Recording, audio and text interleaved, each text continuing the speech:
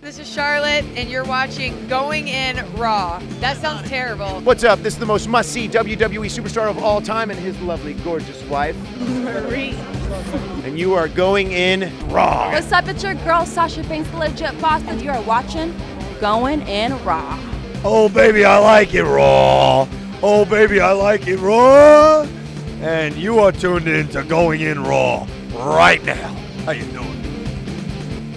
Hey, friendo, Steve here. And Larson. And welcome to Going In Raw, the only pro wrestling podcast you can be listening to right here at youtube.com/Steven Larson and available wherever fine podcasts are in the audio realm. Be sure to hit that subscribe button or the download button or whatever it is that auto feeds it to your phone. It automatically goes there and then you get it because it helps the show quite a bit, right? Yes. Right. And we also want to give a shout out to our new sponsor, the Original Craft Beer Club. We got a sponsor for the show, Larson. It's very exciting. It's fantastic. This is great, man. They came to us and said, we're trying to promote our product. Would you like to help us in exchange for money and free beer? Yes and yes. Beer came to my door, and that's the whole point of it, because the Original Craft Beer Club discovers exceptional craft brews from around the country and delivers them right to your door, or you can get it as a gift for someone and send it to their door. Yes. Going In Raw listeners can now get $10 off orders of 3 months or more by going to www.craftbeerclub.com/Going In Raw, all one word.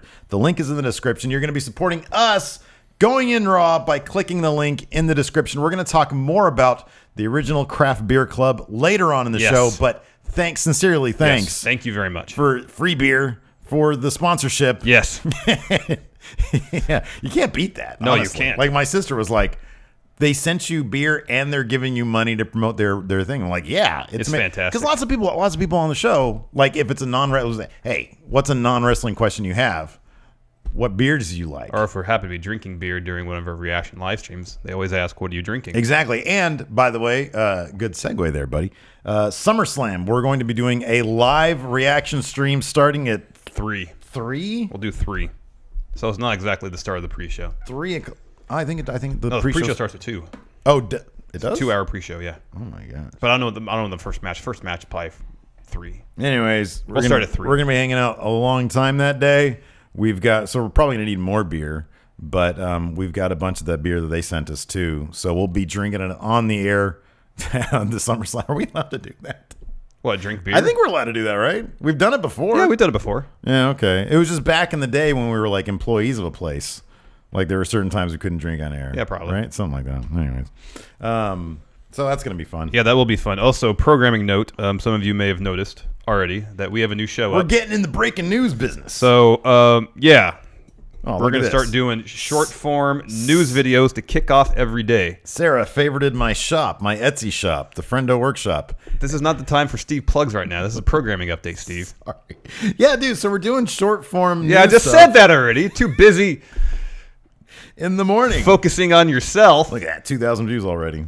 So, yeah, we're doing short-form news videos every weekday morning. Yeah. Well, Tuesday through Friday. Monday, we'll still do like the weekend news recap or pay-per-view recap for pay-per-view weekends. Right. So you'll always get a news podcast for sure Monday. Mm-hmm. Tuesday through Friday, you'll get short form.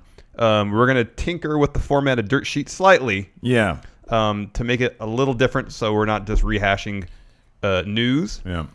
So be on the lookout for that. Here- it'll still yeah. be news focused. Yeah.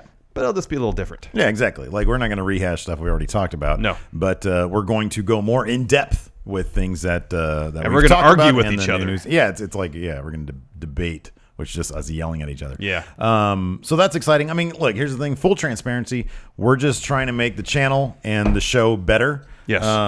And one thing that, and on top of that, like in terms of our business model, we feel like some short form content, and like we enjoyed doing it too. Like it was fun this morning. It was a lot of fun this morning. It's an opportunity for us to not have to talk for an hour, Right, exactly. but also be a little looser with format. Yeah, and like just from a business standpoint, like there's the possibility that like my goal with it was let's try to bring in some new faces. Let's bring in some new subs. Yeah. People that might be interested in the product, and maybe like an hour-long podcast is too much of a commitment off the bat. Yeah. So they can check it out. There's a lot of calls for a drunk stream on Sunday. I'm not going to get drunk. Okay, Puritan. I don't mean period. You're a teetotaler now. No, I don't mean entirely. I'm just not gonna get drunk on Sunday. We'll drink. Yeah, no, we don't want to do that. Someone's asking what I bench press to. Should I answer? No, I don't care. What do you bench press? The most I ever put up was 200. Oh, that's good. What's the most you ever put up? 300. What? You don't believe me? No. Oh man, you getting? Let's go to the gym right now. All right, let's go do it. First workout video. We're gonna how much can you bench? Yeah, 300. You don't believe me? No. Oh, all right. Well, you have some catching up to do, buddy. Anyways, what were we talking about? Our show? Yeah. Yeah, we're trying. Oh, and we wear ties in the show too. So well, you wore a tie. I just wore a button-up shirt. I like how we were on the same page though. We didn't talk about it. What if I showed up without a dress shirt on? You would have yelled at me, and I would have said, "Too bad." You should have thought about that. Okay. I mean, I think that happened before. When did that happen on something else? You walked in, and you were like, "Oh, you wore that?" I was like, "Yeah," and you're like, "I would have done that." Oh, it's probably something else we did like that. It might have been when we started Newsplex. Oh, that could be. Yeah. Anyways, we should probably talk. Let's start talking about Raw now. All right. Oh, we're also on the Patreon. We got a bunch of people. Can we talk about this real quick? Your botch. We did. I thought we already talked about it ad nauseum. We've got 96 people watching. It's because I posted the link to the patron exclusive live stream on Twitter. It's my bad. Because I saw your face in the monitor when you realized. You said, "Wait, did you post the link?" Oh, because you realized that you were the one who did that. Yeah. Can't trust you with anything, Larson. Well, it's a busy day. No, it's fine. Mistakes happen. Anyways, yeah, no, we're on Patreon. So right now we have 96 people watching. That's about 40 more than usual. So 40 people right now are like. But hopefully they'll see this. I got this for free. They'll see this and say, "Hey, this looks like a good deal. Right, exactly. I will sign up too." Perhaps there is a method to my madness. You get three of these. Are like you get to see us like shoot the shit a little bit. You know, we're a bit more natural when we're doing it. Like before and after we actually record the podcast, we'll just converse with. It's chat. like chill mode. Yeah, it's chill mode. We'll take lunch suggestions. Talk about music, movies. Yeah. It's much more conversational. Yeah, it's good. Anyways, let's talk about Raw. Raw! I'm very enthusiastic about this. Raw! It was a good Raw. I was blown away. This was really good. And here's the thing. I'm going to put some people on blast. But it's because this is wrestling and who really cares. But several people were complaining about the Cruiserweight Championship match, about... Why are they putting this on Raw, not on SmackDown, or not on SummerSlam? And I'm like, what does it matter? Like, you're getting it. Like, I hate to echo JBL. I really do. Trust me. But it's essentially what he said. You know, how are people complaining about really, really good matches and like title changes on Raw? I would rather some really, really cool stuff happen on Raw that, they could have put on SummerSlam, but SummerSlam's going to be a packed show anyways. Exactly. And there's a method to why they did it. I'm sure they had the Cruiserweight title change hands on Raw because they were trying to get people to tune in 205 Live. Right. I know they had Bray go over Finn because they're telling a story where Finn has to tap into that. No, that was pretty obvious. The Demon character. Yeah. I kind of wish they hadn't just said flat out Demon's going to be a SummerSlam. Oh, I like that. No, I don't like it. Well, hold on a second. Back up. They said What are you talking about? The actual graphic they made of Demon Balor. Okay, I didn't see that. That's bad. That's crap. I mean, Finn alluding to it. Great. That was great. I thought you were talking about. Yeah, that was great. Just like that. Later on the show, demons, and then it's like a cheesy graphic. Okay, no, later on the show, they had the pre-made graphic of Demon Finn. That's cheeseball. And Bray Wyatt, and they announced making a special appearance, Demon Balor. Yeah, that was a bit too much.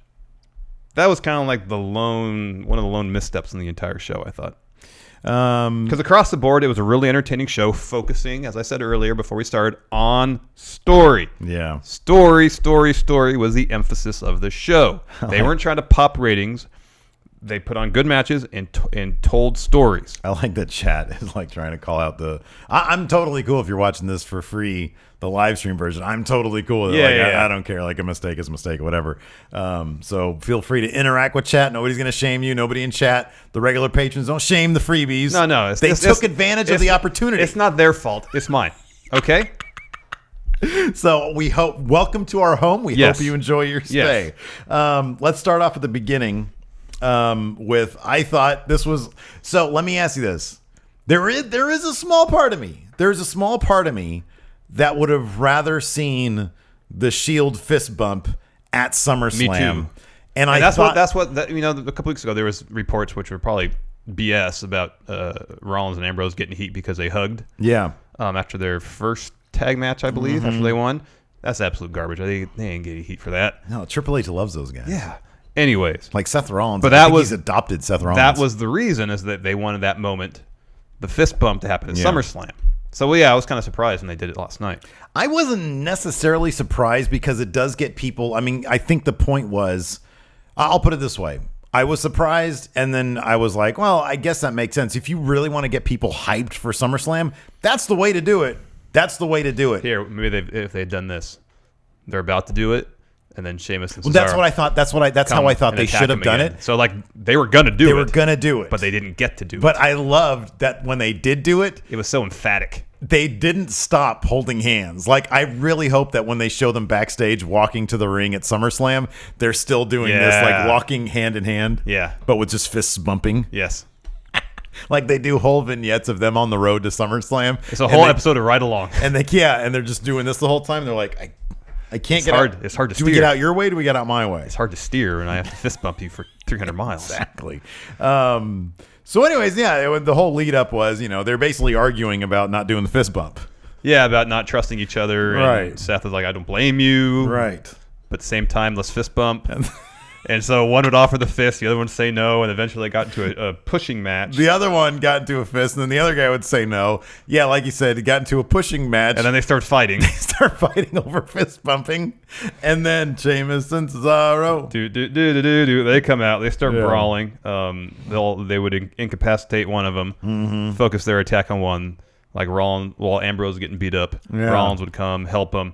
This went on for a while until the Shield... 2/3 of the Shield got the upper hand. Sheamus and Cesaro left the ring. They had a moment where the crowd was chanting yes. Yeah. And Rollins and Ambrose were kind of milling about, staring at each other, wondering whether they should fist bump. Mm-hmm. And then I think Ambrose first put his hand out, kind of withdrew it. Rollins put his out, withdrew it. And then it's perfect timing. In perfect timing. They did this awesome, really dramatic fist bump. I'm thinking wasn't there a cartoon when it went, Wonder Twins activate. Yeah. That was way less cool than I originally thought it was, now that I think it's Wonder Twins. But I thought somebody else did something cool Voltron formed. Yeah. That was rad. But I don't believe there's any fist bumping. There is no fist bumping there, but Wonder Twins activating was definitely a thing. Yeah. So the Shield fist bump happened. They had some great, some of the camera work was really, really good. Oh, yeah. The direction on this whole segment was really good. It was really well. Yeah, it was really well done. So that was and then, of course, Kurt Angle comes down. And he says, tag title match. Now that you've bumped SummerSlam. fists, tag team title match at SummerSlam, both guys were hyped. I like this. So originally we went into this, hoping that we'd get Seth versus Ambrose. The way this go home was done, I'm firmly on board. Yeah, with I'm on board with this. I think it's really good. It was really, really well executed. So good for them. Next, we had a match to determine the new number one contender for the Raw Women's title, Nia Jax versus Sasha Banks. They let this go. Yeah, it was a good match too. Yeah, they let this breathe. This was a really good match. It was a pay-per-view level match. And it was kind of funny that Alexa Bliss came out. She came out to watch the match. And she sat in what looked to be a deck chair painted silver. It was but it was like a comically big one. Well, it was like combination deck chair and lifeguard's chair. Yeah, because it had the ladder in the front. It was elevated. Yeah. It was comically oversized for her because she's tiny in the first place. Well, I mean, if you're gonna get she's what she call herself, the goddess of the women's division. Yeah. So they're trying to create a throne for her, I would imagine. But it was just obviously a deck chair. Yeah. That they painted silver. That's rad. So, anyways, yeah. I hope who's one of the road agents on Raw was Fit Finley. Yeah. I hope he did it. I've got the throne. That's just a deck chair painted silver. That's all I got. Okay. Anyways, the finish of this match was real good. Yeah, no, where it was Sasha cool. reversed something Nia was doing to a DDT and went right into the bank statement. Yeah. And got Nia to tap out. That was great. No, this was a really, really good match. I really enjoyed this. It was like they watched the G1 and were like, hey, wrestling can be really cool and really fun. I actually thought that during the Cruiserweight title match. I know, me too. I thought it during something else, I think. But I was like, man, they're really letting these guys do stuff. Mm-hmm. It's going to be interesting when Leo Rush comes over. Oh, yeah. To see what they're going to let him do. Because he can do a lot, They just need to make sure that he's allowed to do that stuff, because otherwise he's just another face. He's just another dude. Let's see here. Next, we had Kurt Angle backstage. Yes. In walk the Hardy Boys, and Kurt Angle says, hey, the Revival are out of action because Scott Dawson tore his bicep. Matt Hardy did another, what do you say, delightful? Delightful, Yes. Wonderful, delightful. In walks the Miz Taraj. Miz is upset about getting fed to Brock Lesnar last week. Yeah. And then Angle said, well, since Curtis Axel's match against Jason Jordan didn't happen last week, it's going to happen this week. And Miz says, no, I'm going to fight Jason Jordan. And then Kurt Angle, the entire scene is interrupted by like some refs or some road, maybe his family. Saying there's a problem between Bray and Finn backstage. Yeah. So we cut to commercial. Back from commercial, we see this brawl taking place. And then Kurt gets in there, breaks it up, and says, tonight, we're not going to wait till SummerSlam. Yeah, because Finn's like, I don't want to wait till SummerSlam. And Kurt says, you got it. You got it, pal. Your win-loss record justifies this match tonight. It's good. It's good. So tonight, Finn Balor versus Bray Wyatt. Yeah, which was great. I thought it was awesome. And I thought that, okay, great way to justify bringing out the Demon, because otherwise there's no justification for the Demon showing up at SummerSlam. Yep. So yeah, okay. So and also it gives Bray his win over Finn on Raw, right? Because Finn is so going over at SummerSlam. Big time. I know, and Bray won clean. That was great. Yeah, that was awesome. So I'm loading up my phone right now because one of my friendos, Dylan at Can't Be Censored. Wow, that's a strong Twitter handle right there. Sends me every week the notes whenever Elias shows up. Who, by the way, I don't care what you say, that shirt is fantastic. Oh, I'm warmed up to it. Yeah, I got a good look at it. Because it is. You're right. It is bad and good, but it's great. Yeah, I love it. He always sends me his lyrics. His lyrics. Yeah. So what he says. So Elias comes out, because this is like my favorite segment of the show every time. He says his song was pretty good last night. Yeah, no. He says, I was walking around earlier today. I walked past Fenway Park there in Boston. Man, that place is a dump. But it did inspire me to write this song for all of you. Please keep the cell phones down. Hold your applause until after I'm finished. And the song lyrics were, the people here are disgusting. Clam chowder is much worse. I can't wait to leave this city because this place is wicked cursed. Then our Truth music hits, and we know that Elias Sampson's about to go over. Yeah, it wasn't even a match. No, it wasn't. Our Truth gets to the ring. I think Elias hits him once, gives him the drift away. Yeah. That's it. Yep. It's fantastic. It's great. I love Elias Sampson.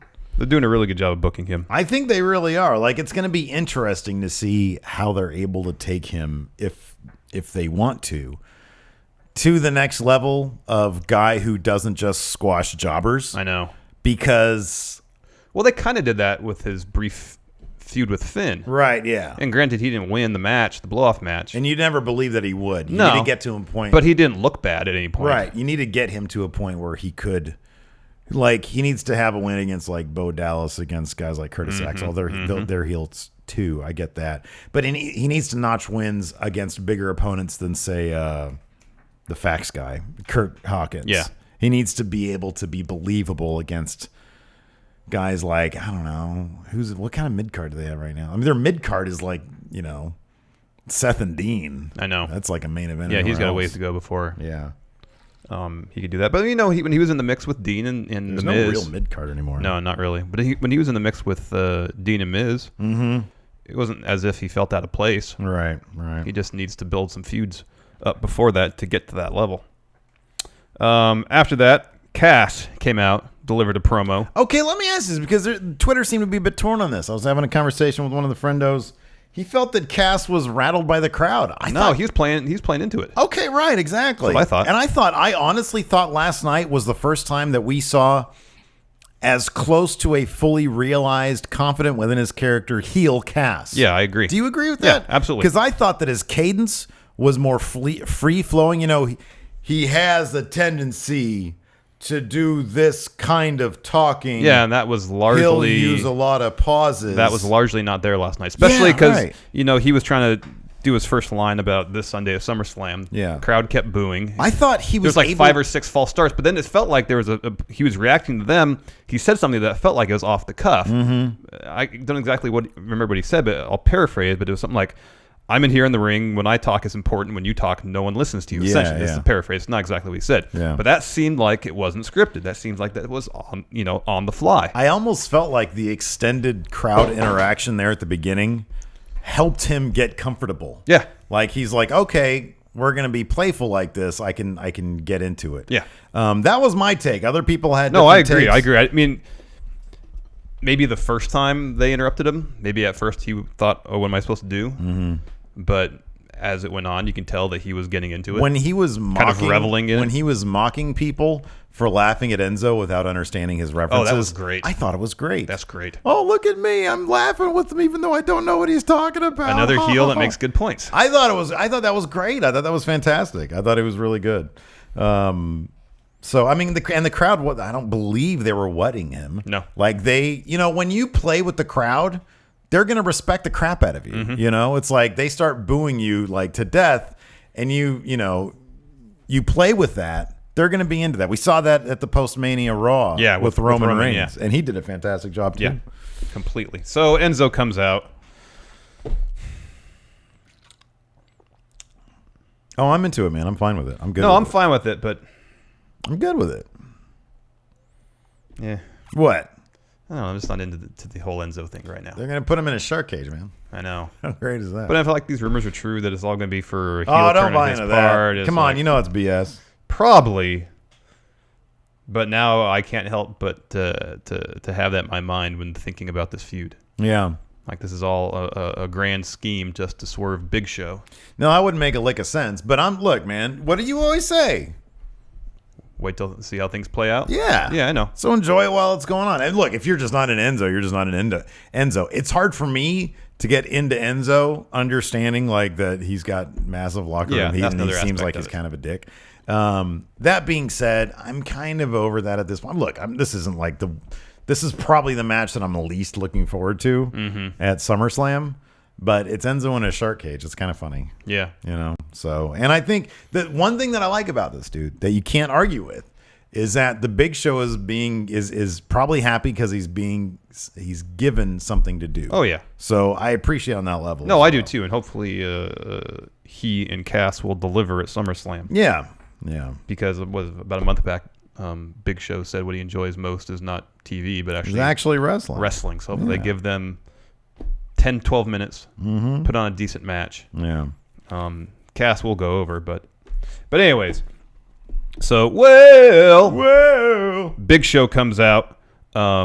He and Cass kind of like walk around the shark cage to get position. The club come out. Yeah. Gallows and Anderson. That was interesting. To help Cass. Yeah. So Gallows produces, I guess what they said was a belt. Yeah, it was like it's a really long belt. Yeah, that's what they said. Really super long.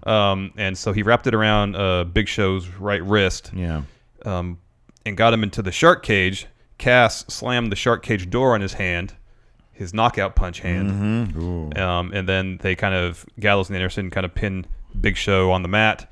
Cass starts kicking away at his hand. Yeah. So we get an injury angle leading into SummerSlam where maybe Big Show can't use his knockout punch. Well, and later, we'll just divulge this now. Later on, we're backstage and the medical guy, trainer, the trainer is telling Big Show, it looks like it's broken. And Big Show says, you need to go away now. Well, so he he says, goes, well, Enzo says, look, I'm still going to wrestle at SummerSlam. He tells Enzo, look, I've been hurt by better, and I've been hurt worse by better people.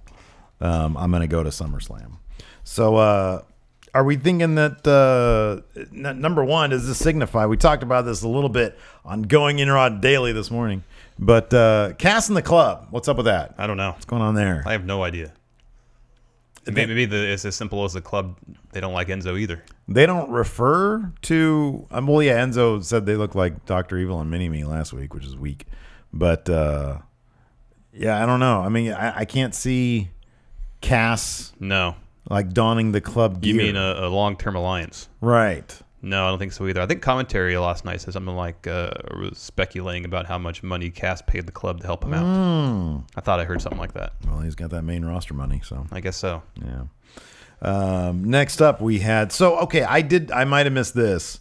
What was the impetus for having this match Not at Summer. Had they ever announced this match for SummerSlam? Oh, they had.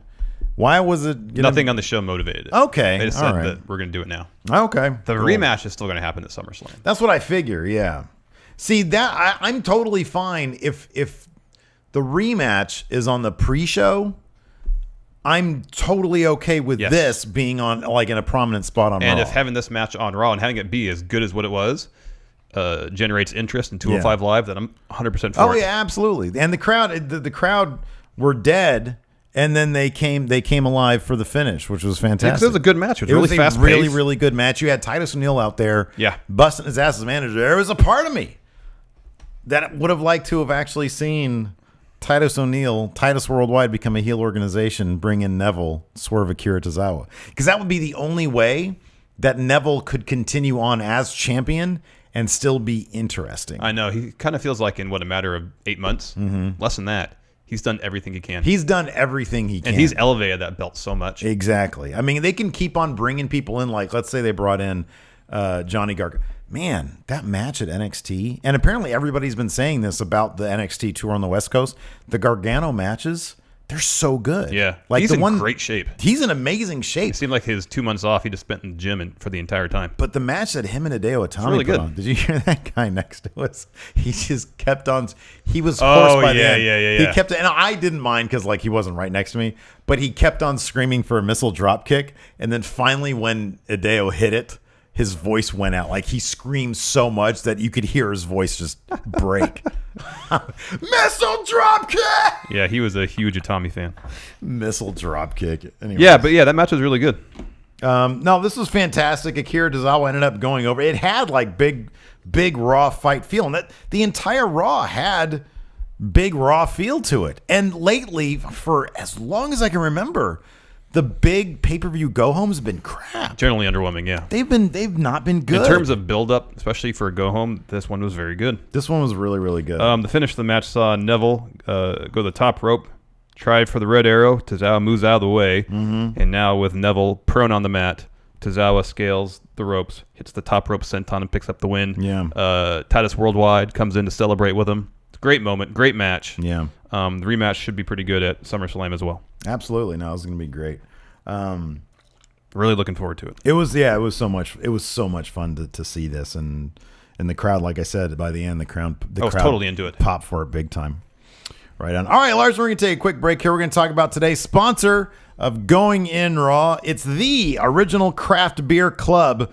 The Original Craft Beer Club discovers exceptional craft brews from around the country and delivers them to your door. Or if you're getting it for a gift for somebody's birthday is coming up, and then a couple weeks after that, somebody else's birthday is coming up, you can get them from that for a gift. Correct. Yeah. Each beer featured is from a small independent craft brewery with a limited distribution. You know what that means? You can't find it everywhere. It's hard to find them. Each shipment contains 12 12-ounce beers from 2 featured breweries, with each brewery offering 2 styles. That's 4 styles in total across 12 beers. Well, here's the thing. Like, if there's a small brewery, let's say on the East Coast, where we are not right now. Yes. And we're here on the West Coast, and we're like, I'd like to sample some stuff from the, like, boom. Yeah. You know? Limited distribution means you're not getting it here. No. They'll get that to you. This is what I like, though. So, like, with your shipment, like, you get 2, like, from 2 breweries, right? Yeah. And they send you these cool, like, you get info on each of the breweries. Yeah, there's information about the brewery, the types of beers, and on the back, I believe there's recipes as like far recipes as and trivia, food and beer pairings. Yeah, this is cool. I like. Look at this trivia question here. What was the punishment for brewing bad beer in ancient Babylon? I don't know. If you brewed bad beer, they would drown you in it. Oh my gosh, Well, that's severe punishment. They would drown him in it as punishment. Wow. My goodness, but that's not the only. Oh, sorry. All beers that Original Craft Beer Club select have high ratings, Steve. Yeah. Quality stuff, and many have also won awards at major craft beer competitions. Yeah. And also each month, the selected brews from these craft breweries are located states apart, so you don't have to worry about any sort of distribution overlap. Right, exactly. Shipments also include a monthly newsletter, already mentioned there, that has the story behind the beer, what's in it, and where it originated. And it includes, like we said, recipes to try with the selected brews. And beer trivia. And some beer trivia. Shipping is always free. There's no membership fee or obligation, and new members can receive up to 3 free bonus gifts, which is more than any other beer club, Steve. Includes a 1-year subscription to Beer Connoisseur e-magazine, a bottle opener, and a coaster collection of 4 coasters. And just for Going In Raw listeners, you can now get $10 off orders of 3 months or more if you just go to www.craftbeerclub.com/goinginraw. All one word there. Yes, again, that is www.craftbeerclub.com/goinginraw. Going in Raw is all one word. And get $10 off an order of 3 months or more. Thank you very much to the original Craft Beer Club for sponsoring the show. And if you want to support us, click that link in the description. It's the very top of our description. Yes. And go check it out. Get yourself some beer. That's right. Let's talk about some more Raw. We got half a show left. Yes. Mickey James and Emma was backstage. Emma was And Mickey James was on her phone, right? Yeah, and Emma comes in and says that she has a hashtag or something. Give Emma a chance? Something like that. Something like that. And she's sort of whining about her lot on the roster. And then Mickey says, well, you tapped out last week. Well, Emma was talking about how like she was like the leader of the women's revolution. Yeah, and not Mickey given the opportunities that other women have. Yeah, and Mickey James like, I've been doing this a lot longer than you have. Every woman that stepped foot in the ring has been part of the women's revolution. That's actually not true. I watched a little bit with Candice Michelle the other day. She was definitely not part of any women's revolution. Let me tell you what. Anyways, but Mickey James definitely was. I love Mickey James. So that was backstage. That set up a match for later. We'll talk about that in a second. But first, we got Bray Wyatt versus Finn Balor. A pay-per-view level match. Yeah, it was very good. Fantastic. And it was very good. The finish saw Finn go up to try and execute his coup de grace. Yep. And Bray took the opportunity to dump him on his ass. Well, no, he knocked him off the rope, but while he was still up there, he grabbed him, pulled him off, Sister Abigail'd him. Yeah. Picked up the win. Yeah. Sister Abigail'd him again. Well, yeah. Lights go down. Lights come back up. Bray has like a slop bucket. It's like a bucket of chum. Yeah. And Finn's sitting in the corner, and so Bray dumps this bucket on him, and inside is fake blood. Yeah. A lot of it. It was great, man. He dumped that. Pours it all over Finn, and Finn is trying to get it out of his eyes, and he's like disgusted by the whole thing. He's freaking out. And then like when the commentating team said something like it was like acid or they were like some acidic stuff or something like that. I remember they used the word acidic. That's weird. So they were like trying to make it out that he was like, I think it was just supposed to be blood. I being thought. burned. Hey man, my son Christopher Kaufman sent a funny tweet saying something like, Finn, man, look at all this ketchup I just dumped on you. I know. Man. I was speculating You're like what it a was. big old hot dog, man. Whether it was ketchup or corn syrup with red food coloring or tomato sauce. Yeah. It looked kind of like any of those things. Anyways, after that, we had Mickey James versus Emma. Mickey James won with Kicky James. Yeah. That's my favorite finish name because it's not really her finish. No. We get it. It's not her finish. Yeah, we know, but we made it up and we think it's better. Because what is it? It's the Mickey Kick, right? It's the Mick Kick. The Mick Kick. No, it's Kicky James. Kicky James. Come on. Why would she not call it Kicky I know! James? It's perfect. It's the perfect name. After that, Finn Balor gave an interview backstage and said, Bray Wyatt. He's still covered. He looked like an idiot covered in ketchup. He may have some demons, but I have some demons of my own. Yeah. Alluding to Demon Balor. Right, exactly. And then later on, they spoil that Demon Balor. It was a very obvious illusion. Like there's no, it's very obviously saying the demon's coming out at SummerSlam. So like in my mind, after that interview, someone from production went backstage says, Finn, are you going to be the demon at SummerSlam? Yeah. Let's promote it. It shouldn't be like that. There should be some intrigue involved. Is Finn going to come out as the demon to try to defeat Bray Wyatt? That should be the story. I know, man. Not, hey, I understand they're going to promote it because the demon's popular. No, they think people will tune in to see that entrance. Bad. It was bad. Like everybody, and that's the thing. Like intrigue is the thing. You need intrigue. Yes. Is he or isn't he? I know. And like I said, that's the one major misstep of the show. Like even have the commentating team say, "Wow, are we going to see?" Well, that's what Corey Graves said. Did he say? And then a graphic happened. I know. He said, "Does that mean what I think it means?"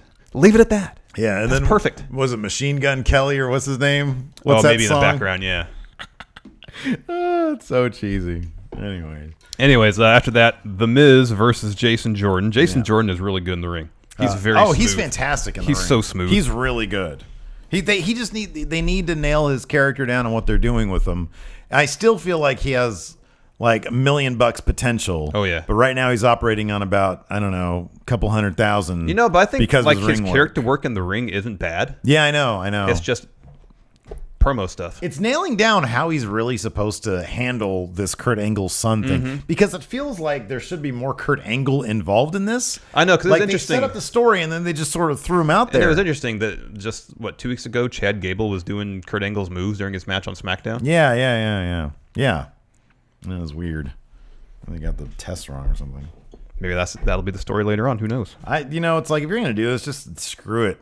Have Chad Gable be his son also. Yeah. Reform American Alpha under the tutelage of Kurt Angle. Like, man, I got kids everywhere. What the heck? Spread my seed far and wide. So, of course, the Miz I'm wearing Taraj. jeans today and shoes. Wow. You're I know. put Isn't that together. weird? Look at that shit. Do you often wear shoes inside your house? You're here every day. You know the answer to that Well, question. I mean, yeah, I do. No, you don't. I don't either. I don't like wearing shoes inside my house. Oh, God, no. wanna No, be I never do comfortable. that. That's my problem. That's what I really like. One of my problems is, one of my many problems, it's too much comfort, man. I got to get out of the comfort zone a little bit, you know?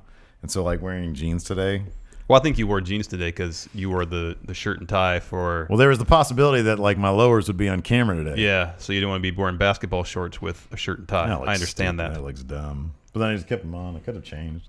Anyways. But you didn't. Anyways, the Miz Taraj comes in and attacks Jason Jordan as he's about to get the upper hand on the Miz. Right. Hardys come out to make the save, which sets up a six-man tag match after the commercial break. Hardys and Jason Jordan. Sorry. What? Milk Queen in chat said Steve's ready for a street fight because he got jeans on. Sorry. Continue. Hardys and Jason Jordan versus Miz and the Miz Taraj. They get this match tons of time. Yeah, it was great. It was fun.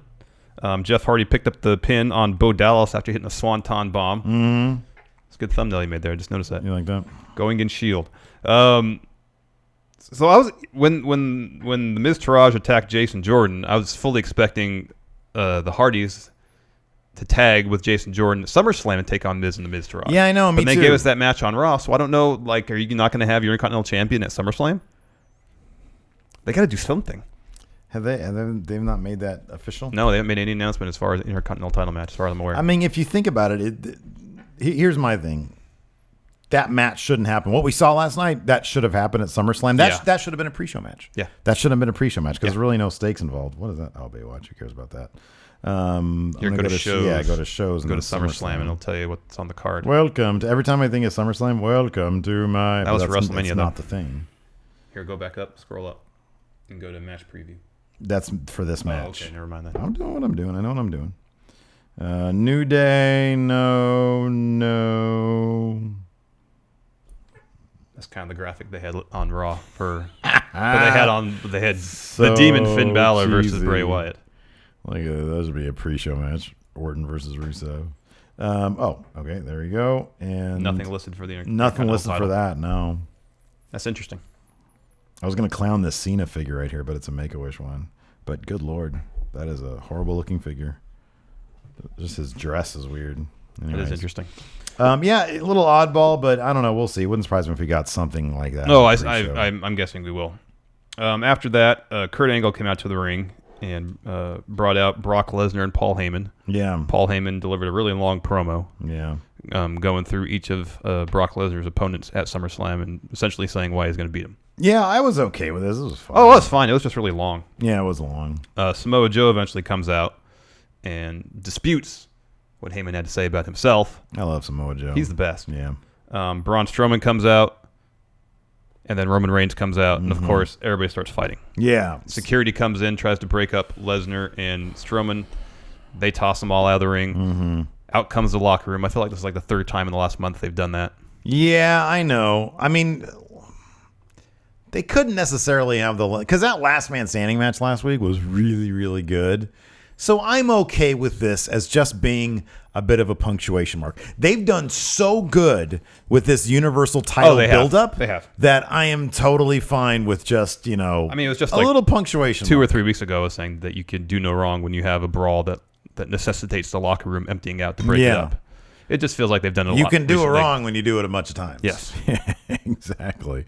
So, it was what it was. But it did just punctuate The idea that these are all monsters. The way they have built the Universal title by picking these 4 monsters. Yeah. Oh, and one thing I did really like was when Heyman was referring to whoever will eventually slay the beast, because he's setting up Roman Reigns right there. He's saying one man will come along one day, and when he slays the beast, you'll look at him and you will say, that's the guy. And whether or not we believe it when it happens with Roman Reigns and Brock Lesnar, I like that little bit of foreshadowing there. Yeah, let's do this. Let's take this opportunity to do some power rankings. Right now, the 4 competitors in the Universal title match, who is walking away with that belt? Number 4. Boy, there is not a consent. There can't be. There is no. I feel like it's pretty clear who's going to win.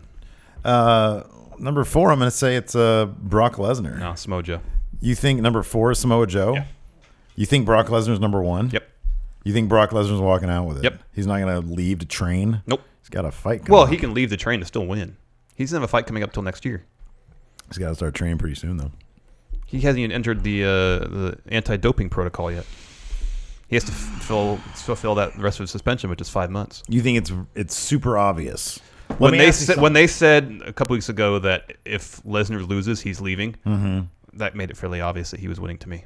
Really? See, Yeah. I thought that was like a big old swerve right there. Oh, I thought that was, in my eyes, and I'm not saying you're stupid.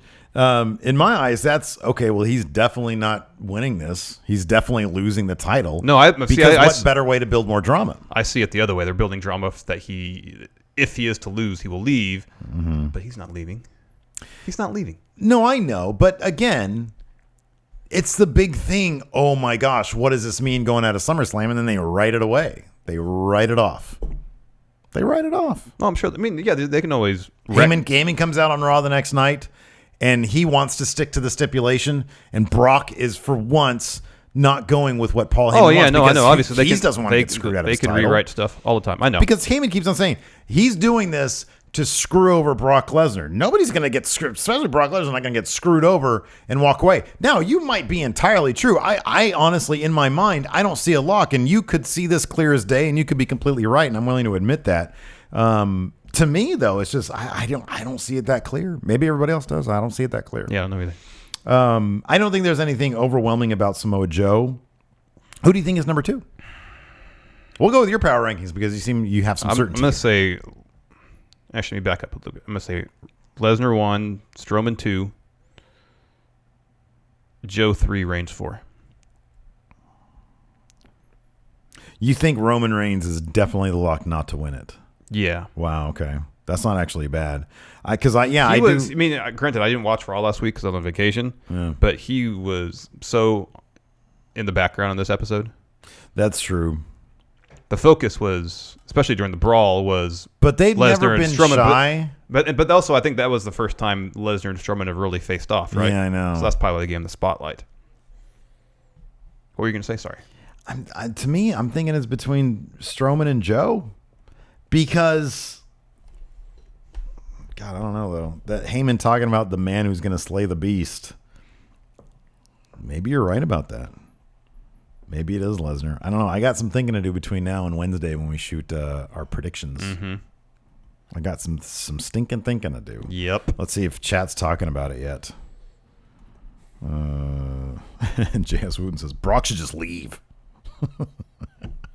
Oh man. I mean, I'd prefer it if Joe or Strowman won. Because I think we've been hearing so many conflicting reports about how Vince, that's the WrestleMania main event he wants, Brock versus Roman, where Roman has his coronation again as being, the guy who beats Lesnar. Right. Which you could still have happen and have Roman win at SummerSlam, for example. Yeah. Just, Lesnar's not getting pinned. Yeah. He's not getting pinned if he is to lose at SummerSlam. I agree with that completely. Lesnar will probably pin Joe. You think Lesnar's going to pin Joe for the finish? Yeah. Again? Or yeah. I mean, if they really want to create an interesting story, have Lesnar pin Reigns. If they want Reigns Lesnar at WrestleMania, that'd make it more interesting. But I don't think that's going to happen. You need to do that closer to have something happen closer to Mania, though. I don't know. I don't know. I'll put it this way. I really like that there is no crystal clear answer. Yeah, I do too. I mean, it could be. I see evidence for Lesnar one way and the other. Mm-hmm. Oh, I do too. It's just my guts tell me that Lesnar is going to retain. Yeah. Never bet against Brock Lesnar. Although, who would have saw him getting squashed by Goldberg? Yeah, I know. Never would have saw that coming. I know. Anyways, you want to answer some questions? Let's open some mail you first. do mail first? We got Okay. some cool treats here. I'm really excited about this one here. You can take this guy. Whoop, whoop. You guys can send us crap at P.O. Box 1814, Orangevale, California, 95662. I don't know who this is from. It is in the It description. says Pro Wrestling Crate. Your official wrestling autograph, it says. Is that did somebody get us an actual autograph from somebody? I'm putting on the new Going In Raw daily set. Oh, there's a letter inside. Oh, I think that's from Ty. Oh, a bunch of Young Bucks, some stickers, Oh, hell yes. some cards. Oh, wow, these are from Japan. Stickers here, man. These are awesome. King of Pro Wrestling 2014. Read the thing. Super Kick card. Oh, sorry, I was getting into that. From Ty. Yeah, it is Ty. Hey, friend, I got a couple of these prints from my Wrestle Crate from Pro Wrestling Tees. I figured that the two of you could use them on the set or wherever else. I also thought you'd enjoy the Young Bucks print and Young Bucks stickers and cards for trivia. Even after listening to your show for the last year, it's still so very entertaining. Keep up the terrific job. From your good friendo, Ty. Thank you, Ty. Thank you, Ty. Ty's been around. He's been with us for the longest time. Oh, look at that. Typhoon autograph, natural disasters. That's fantastic. Look at that. I got my Young Bucks on my laptop there. And here we got, DIY. Oh, nice. Awesome. We should like tear that in half and put it next to Well, each the problem other. is the Gargano autograph is right in the middle of it. He's the man. This one is from, doesn't say, does not say. Thank you very much, Ty. That's It's awesome. from shipping department, ews.net. We need a bigger desk. You think so? Well, I mean, especially for mail time. So this one is, oh wait, there's a note in here. Oh, this is just a thing. Let's see, does it say? Dylan, it looks like it's from Dylan Haggett. Thank you very much. Thank you, Dylan. This makes me very excited. Because check it out. You get this one. You get the Big Show shirt, which is awesome. But look at this shit. Who gets the that's cool. CM Punk shirt? That's fantastic. I've always wanted this shirt, man. That's Hey, really Steve. cool. Go big or get lost. Well, Thank you very much. glad handing yes man. I find it insulting. Do one more. Yeah, why not? And then we got a box that we'll open tomorrow. This is from M. Babowski. What a great name.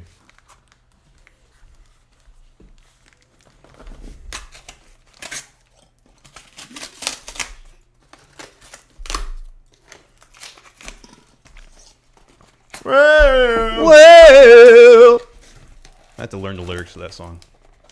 It's the Big Show. It's the big show tonight. I need to learn all Get the lyrics. ready for something that you'll never You know. never know. What does that even mean? Get ready for something that you'll never know? Well, that's why you have to read the whole lyrics to make sense of it. Something, yeah, at that point I get lost. Something, promise you go. Big Show. Big Show. Oh, whoa. Oh, whoa. Look at this. Ah! He did some artwork. I'm going to read this. Oh, here. that's You cool. Sort of take care of that. I'm going to read this letter. We have That's amazing. a Scott Steiner. You fat bastard. That's fantastic. What does it say here? Hey, Stephen Larson, wanted to send you some artwork I had lying around as a thank you for all your awesome content. I originally got the idea when Steve got that incredible Steiner Brothers dog trading card, and Larson was left without one. Look at that! It's got a bowl of Shoney's food. And it's got the mustache. It's Dog Steiner. That's a dog-faced gremlin right there. It says, even though Larson has since gotten his own copy of that card, I hope you appreciate the posters all the same. I was also wondering what your thoughts are on some of the weirdest wrestling acting roles.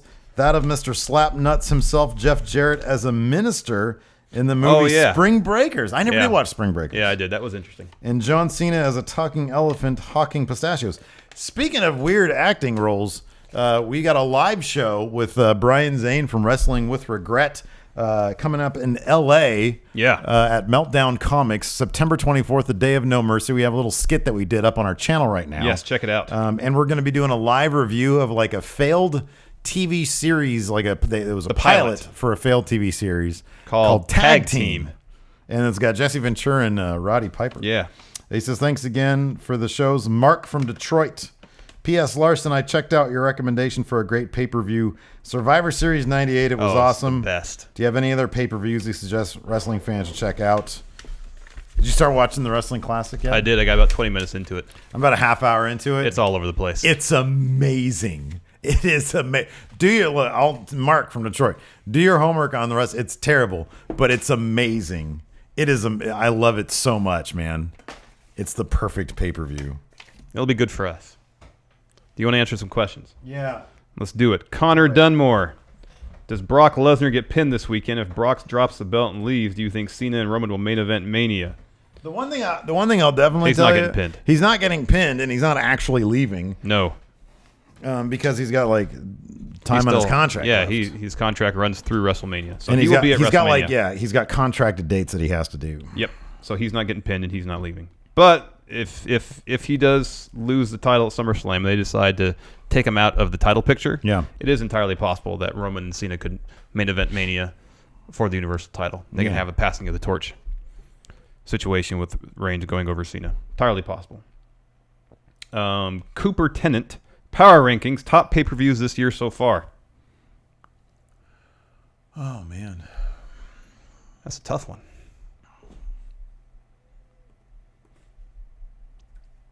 And we were just talking WWE.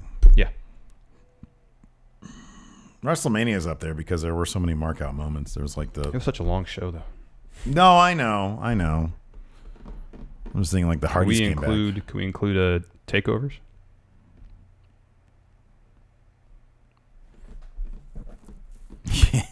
Yeah, can we? All takeovers? All takeovers. Let's see here. The Rumble wasn't very good. Was Fastlane any good? I feel like Fastlane's always bad. I don't remember. Honestly, don't remember a lot of these. Elimination Chamber? It was cool because Wyatt won the title. Oh, yeah, well, there you go. Payback? Was Payback in again? Backlash? Payback, we were there. That was good. The main event was good. That was Strowman. Oh, we were there at Payback. Strowman and Reigns. That was good. Saw Jeff Hardy get his tooth kicked out of his face. Yeah, that was good. That was a fun show. That was House of Horrors. Oh, no. Number one for crap Steve. On that. There you go.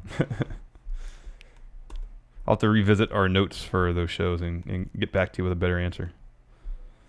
Yeah, so far they've been fairly underwhelming, I feel. Like, so the last couple like SmackDown pay-per-views have had those weird AJ Styles, Kevin Owens matches. Mm-hmm. That was weird. Mm-hmm. Trying to think who else has AJ fought on SmackDown pay-per-views. He fought Shane O'Mac at WrestleMania, which was a decent match. Yeah, that was actually one of the better matches on the card. Yeah. Sean Hulver, hey friendos, what are the chances that Seth and Dean win the tag titles and help Roman win the Universal title? They're winning those tag titles. Oh, yeah, they are. Lock. They are. And they're also not going to help Roman at all. Yeah, no. That's one thing that's kind of awkward. You can't really call them the Shield, can you? Do you think they're going to, or are they just going to call them Rollins and Ambrose? I think they're going to do what you said. I think they're just call them Rollins and Ambrose. I don't think they're going to call them, because Corey, I think last night just said 2/3 of the Shield. Yeah, I remember that. That's a mouthful. That. Yeah, it is. So, yeah, I don't think they're going to call them the Shield. Them 66.6%. 66.66. Let's see here. James Rodriguez. In regards to kayfabe, so within the universe, right? Why do refs and security stop certain fights, such as Brock versus anyone, after a few seconds, but allow other beatdowns to occur despite the fact that they can last up to 5 minutes before someone runs away? So when somebody really murders somebody and nobody comes out versus giant monsters fighting. Well, I think the idea behind breaking up fights like Strowman and Lesnar last night was to protect the wrestlers so they don't hurt each other before a huge pay-per-view like SummerSlam. Okay, but the logic doesn't follow through on when Ambrose or Rollins is getting his ass beat and nobody comes out to stop that. I know. So let's formulate something. We're not asking to say, oh, this isn't logical. We're being asked to say why. Come up with the way that it works. In my mind, Vince is that gorilla, and he's protecting his investments, and he doesn't really care. Rollins can come back. He's fine. He's been hurt 5 times this year. He's fine. He's a mid-carder. What do I care? Oh, goodness. He's a mid-carder now. In Vince's mind, Brock is the only main eventer, huh? We pay Brock a lot of money. Go break it up. Hawkins, Goldust, R-Truth. Get out there. Tommy T. Hey, Frenosa. Most people are predicting Brock wins at SummerSlam. Oh, not me. Is there any way that can happen without you both being upset with it? Yeah. If it's a good match, I won't be upset. I'll totally be fine with it, dude. I just want a good match. Yeah. With some intrigue and some, I want to make it seem like it's at least unpredictable. I'm hyped for that match, man. If Brock gets his ass beat by like everybody else and then comes back and wins it, I'll be into it. Mm-hmm. I just want to see something cool. If he goes in there and mills about and starts like German suplexing everybody and there's like, I'm not going to be into that. But so far we've had zero evidence to suggest that that's going to be this match. Like this is going to be utter and complete chaos. If it's more Lesnar, Cena, Rollins than Lesnar, Ambrose, I'll be happy. Or Lesnar, Orton, yeah, totally. No, this is going to be absolute chaos, pandemonium. Yeah, it will be. I want to see them all bleed too. Like that's one thing Vince needs to like. If you let Orton bleed, you need to let all these hosses bleed. I know they're not all hosses, but would you consider Samoa Joe a hoss? He's a hoss. Mm-hmm. What was that with Adrian Adonis in the Wrestling Classic? That was a big boy right there. That's a big dude. Yeah. Isn't an Adonis supposed to be like the perfect specimen? No, it's kind of an odd name. Yeah. He's like the most pedestrian dude. Ty Dingleberry. We don't see nearly enough submission finishers today, and if someone does have one, no one ever taps out to it. Give a couple wrestlers on the roster a submission finisher. So Neville has the Rings of Saturn. Yeah. Johnny Gargano has been using a submission. Yeah. Who else? Yeah, Samoa Joe has the cocaine clutch. That's a submission. Yeah. Jericho has won some matches with the Walls of Jericho within the last year. The calf crusher. Yes, but I don't think anybody's ever tapped out to that since it's been a while. After it's been a while, yeah. AJ debuted. Yeah. Who's someone that would really benefit from a quality submission finisher? That would mean like the bank statement. That's a submission. Mm-hmm. The figure 8 submission. Yeah. Enzo. He needs something, man. If he's going to be on his own, he needs something. It's true. Yeah. What would it be though? I don't know. He like wraps them up, like he gets their arms. How about this? Listen. So he gets their arms like this, where he's talking like face to face, and he just starts cutting a promo right in their face. They'll tap out so quick. I was going to say kind of the same thing, but he ties them up in the thing Sonata does, and then just drops a promo on them until they say, okay, enough. Tired of you talking at me. I love that. That's good. Gimmickless Drew Q, we're going to use your question to promote our new show. He says, I saw a rumor on Cage Side Seats that Enzo might turn on Big Show at SummerSlam and reunite with Cass. What are your thoughts on this? Tell you what, watch our show this morning, and yes, we give you our thoughts. Actually, on the show, I said, watch Raw, and we'll talk more about it. So I guess we can talk a little bit more about it. Or watch Going in Raw, and we'll talk about it a little bit more. But we kind of gave our thoughts. I personally, I think that rumor's BS. I don't think that's going to happen. I really don't. No, I don't think it would be either. too weird. It would be very strange. And people would be so confused. They would not accept Enzo and Cass back together as a heel group. The only way that may happen, I think, is because of some weird form of punishment for Enzo. Because he's incredibly popular with the fans. He seems to sell a lot of merchandise. Yeah. And if they want to kind of punish him, make him a heel, merch sales will, in theory, suffer. Mm-hmm. You know, what would you rather have? Enzo get sent to NXT or 205 Live, or a heel turn? It's going to be hard for him to turn heel anyways. Well, that's the thing. What is he going to just stop talking? Because that's the appeal. Yeah. Cass was totally right. Yeah. People love when he talks. What is he going to start talking? Even if they don't always get what he says. Yeah. Is he going to start being boring on the mic? He'll start reading. I'm sorry, but even Enzo reading like math equations would be fairly interesting. Yeah. And be entertaining. Yeah, it could be. You know, I know like most people here probably aren't huge Enzo fans. It's all right if you are. Just saying. Super Chat champion Julian Morris. Hey, friendos, with you guys going to NXT Sacramento and taking the wives, who did they enjoy the most with very limited knowledge of NXT? My wife has always been a big Asuka fan. She likes Asuka and she likes Nikki Cross, and that was a fun match. That was. Yeah. I don't know if my wife's really said who from NXT she's into. I don't remember. Yeah. Well, she's really mentioned that. Next question. Fat guy. I'm a big Bray Wyatt fan, but his biggest problem is the lack of credibility. I say turn him face and have him feud with some heel talent. Book a Wyatt face turn. I think a program between him and The Miz for the Intercontinental title would be great. What do you think? Remember when he had that face-to-face with Triple H when he was champ and tapped the belt? That was so good. What could have been? I know. And he got a face pop, a massive face pop. I know. Just take something like that. I know, man. I know. Just take something like that. It's the easiest thing in the world. I know. We've said that a million times. It's the easiest thing. And here's the funny thing too. It's absolutely confusing to me. It's the easiest thing in the world. Plus, he has the most underrated merchandise of anybody on the roster. His shirts are really, really by and cool, large, they're pretty good. And they're really well designed. And it boggles my mind that they wouldn't want to. I feel like they could make a lot of money off that. And it's weird that They've left a lot of money on the table with Bray Wyatt. A lot. I get the concept of maybe they feel that Bray will always be Bray and you can't go any further with him. Maybe they just see him as kind of the ultimate utility player. Right. That's kind of what I was getting at. Yeah. Like you always know what you're going to get with Bray. You can fit him into pretty much any feud and he'll be fine. Exactly. And he's always going to get the same response one way or the other. But I honestly think that isn't true. I honestly believe that he could be getting massive pops. Oh, yeah. As a face with the family. And making huge amounts of money for the company. Look, dude, look at how much people were popping in Sacramento for Eric Young against the Authors of Pain. Mm-hmm. Sanity have never really been obvious faces. No. They've never really even been faces. No, but Sanity definitely worked that match as the face team. Faces. They were the face team that match. Without a doubt. And Alexander Wolf was great. Eric Young works the crowd with his facial expressions better than anybody. Yeah, I know. Oh, it's great. Between that and Alexander Wolf's moshing. It's fantastic. Man, it's fantastic. Really, really good. Really good. Matthew Sulla. Hey, friendos. Long-time listener and first-time patron here. Thank you very much. Thank you, friend. I was just wondering if you can explain what you guys see in Bayley. Every time her music hits, I just groan. She doesn't impress me in the ring, and she is terrible on the mic. And she just doesn't seem to have another level.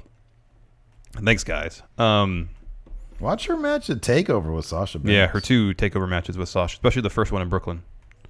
That one especially, she in the right program with the right opponent. She is a really good storyteller in the ring. She is good in the ring, and she has that kind of every person charisma about her. What Culture recently did a video. I think it's titled "Why the Fans Are Booing Bayley." And it's like 10 minutes long, and the dude there does a really, really great breakdown of, I honestly forget his name. It's the buff dude. It's not any of the Adams or Jack. He does a really, really good breakdown of, and he even says, Bayley's not really my cup of tea, but I get that she could have been a big moneymaker for the company, so it's confusing to me why they wouldn't be. She's very relatable. Exactly, yeah. That's the thing. That's what I'm trying to say. She has like every person. And he says, why they start. It's worth a watch. Why they have made her into this a woman child essentially is beyond me, because that really wasn't her thing in NXT. No, it wasn't at all. And she put on really terrific matches. So I would suggest, if Bayley's not your thing, Bayley's not your thing. Yeah, but I would suggest watching, if you haven't, her work in NXT. Yeah, there's the Iron Man match with Sasha Banks. And then the one before that at NXT Brooklyn 1. Right, exactly. Those are fantastic matches, and it really does illustrate what they could have done with her. I still get geeked when she comes out. I don't know. That's just me. Her entrance is still really good. With with the big things. Wacky, wavy, inflatable tube men. Yeah. Let's do one more. One more. Oh, here we go. From Hey Friendo Unified Championship, that guy says, hey, friendos. Hi. Do you see the entrance for Rollins and Ambrose going back to the old Shield entrance for their tag matches, and Roman finally getting a new theme at SummerSlam? No. Well, that's a good question, though. Who do they have their individual entrances? Here's the thing. If Roman didn't keep the Shield theme, Then it'd be a possibility. then it would have been a But possibility. here's the thing. They just had some guy say, burn it down! To start Rollins' theme. That was 3 weeks ago. They're not going to ditch his theme right now. They just added it. That's his thing. He has a shirt that says that. That's like- not going anywhere. Like a one-time thing. I think that's going to be in his theme for a while. No, I know. No. I'm saying for SummerSlam they do the Shield thing, but you're right. Roman has that theme still. They should have given him a different theme. Oh, yeah. And different ring gear. But because the Shield was popular, they thought they could help. What is the S in Shield? Serpent? Serpent. Echo. No. Serpent. Hey. Oh, I don't remember. H? Delta. Delta's the last one. Echo's the E. Yeah. What's I? I don't know. The Shield. All right, let's do Kayfabe Corner. All right. What is Kayfabe Corner? Larson. Oh, it's the greatest pro wrestling trivia challenge there is. 12 It's names, some real, some fake. 2 bonus questions. What is it's between Flair and Enzo Amore, correct? That was a vote this week? God, great. I'm on this stupid. My stepkid is in cheer, which is great. I got all these emails now. The coach starts a thread, and then they just Get on with it. Are you ready? Yeah. Number one. One. Wait, who won? Oh yeah, so on the Patreon, $10 and up mark a month, you can choose. I put up Ric Flair and Enzo Amore because they were the 2 big news stories. Ric Flair won. I'm pretty I saw 30 comments. I did not see one Enzo. I could be wrong, but it was so overwhelmingly Flair. Herman Road. Can you spell road, please? Yeah, Rohde. Fake. Real. Larry Brunzell. Real. Fake. Dutch Rogers. Real. Very good. You know who Dutch Rogers was? It's not Dutch Mantel, is it? No, it was just another Buddy Rogers. There was Buddy Rogers, but yeah. Joe Cox.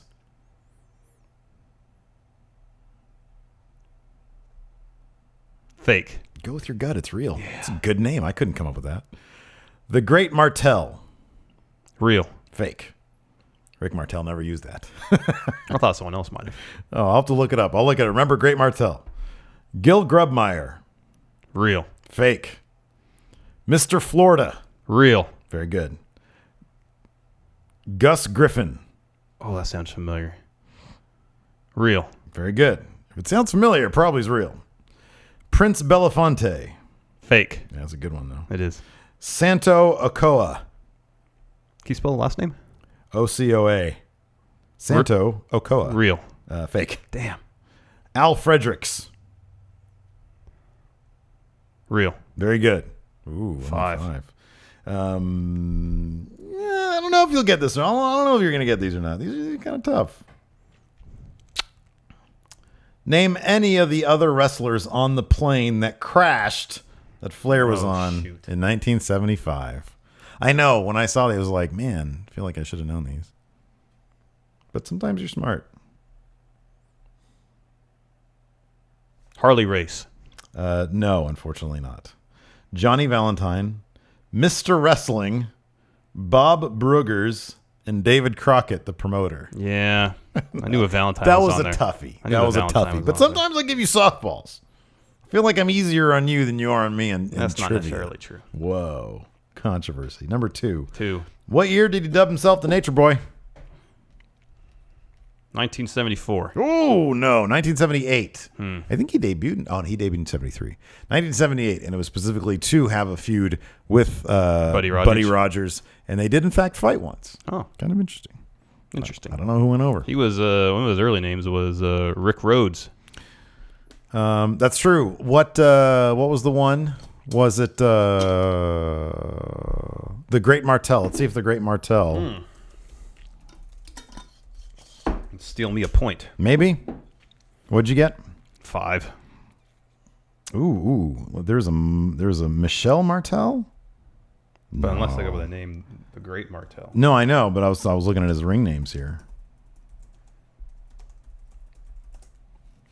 Yeah, Rick Martel's real name is Gus Griffin.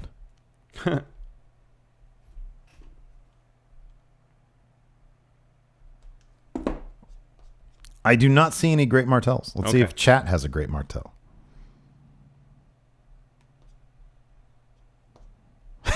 They're all doing the shield thing. Oh, I know. Sierra Hotel India Echo Lima Delta. You guys are the biggest nerds. No Great Martell. All right, that's it for today. That's it for today. Thanks for watching. Until next time. Talk to you guys later. Bye.